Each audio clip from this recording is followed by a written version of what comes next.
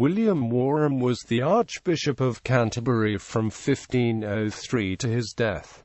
Early life and education. Warham was the son of Robert Warham of Maleshanger in Hampshire, and was educated at Winchester and New College, Oxford. Career. Legal career. After graduating, Warham practicing and teaching law both in London and Oxford. His father was a tenant farmer, but his brother, Sir Hugh Warham, acquired an estate at Croydon, which passed to his daughter Agnes, who married Sir Anthony St. Leger. Bishopric. Later, Warham took holy orders, held 2 livings, and became Master of the Rolls in 1494, while Henry VII found him a useful and clever diplomatist. He helped to arrange the marriage between Henry's son, Arthur, Prince of Wales, and Catherine of Aragon. He went to Scotland with Richard Fox, then Bishop of Durham, in 1497, and he was partly responsible for several commercial and other treaties with Maximilian I,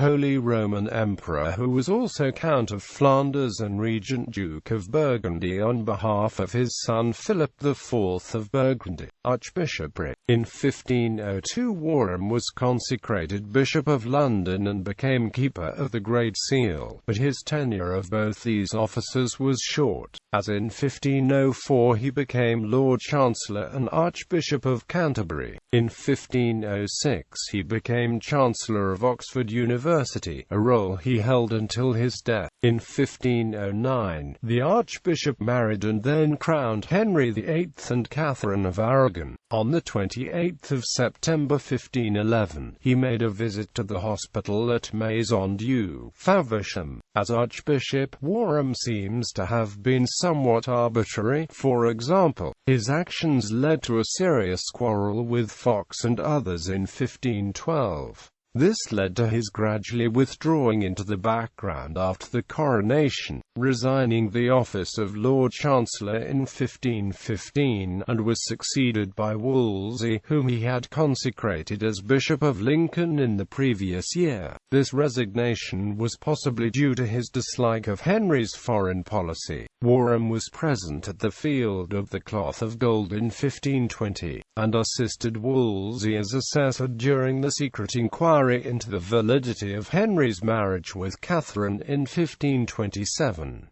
Throughout the divorce proceedings, Warham's position was essentially that of an old and weary man. He was named as one of the councillors to assist the Queen, but, fearing to incur the King's displeasure and using his favourite phrase "ara principis morcest," he gave her very little help, and he signed the letter to Clement VII, which urged the Pope to assent to Henry's wish. Afterwards it was proposed that the Archbishop himself should try the case, but this suggestion came to nothing. Warham presided over the convocation of 1531 when the clergy of the province of Canterbury voted £100,000 to the king to avoid the penalties of praemunire, and accepted Henry as supreme head of the church with the face-saving clause so far as the law of Christ allows. In Warham's concluding years, however, the Archbishop showed rather more independence. In February 1532, he protested against all acts concerning the church passed by the Parliament that met in 1529, but this did not prevent the important proceedings which secured the complete submission of the church to the state later in the same year. Against this further compliance with Henry's wishes, Warham drew up a protest. He likened the action of Henry VIII to that of Henry II and urged Magna Carta in defense of the liberties of the Church. He attempted in vain to strike a compromise during the submission of the clergy. Warham was munificent in his public and moderate in his private life. Death. He died on a visit to his nephew, also William Warham, and was buried in the martyrdom in north transept of Canterbury Cathedral.